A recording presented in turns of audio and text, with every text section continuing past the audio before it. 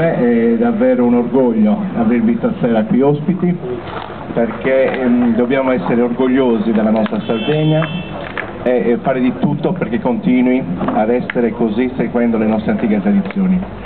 Io quello che sto facendo qua nella mia struttura è appunto cercare di portare finalmente il turismo ad Orianova, portarli qua i turisti, farli vedere non solo quello che avete avuto piacere qui di vedere con me, ma soprattutto quello che è anche la nostra splendida cattedrale, quelli che sono i nostri artigiani, quelli che sono tutte le nostre produzioni.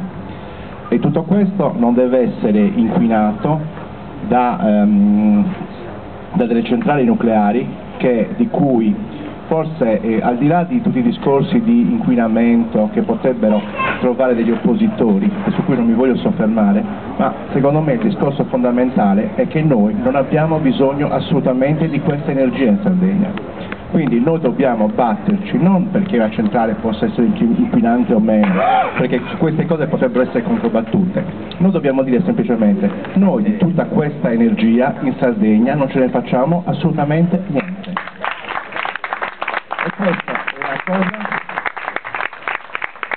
E questa è una cosa che non può venire contestata, perché tutte le altre argomentazioni possono venire contestate dalle altre argomentazioni scientifiche o pseudoscientifiche.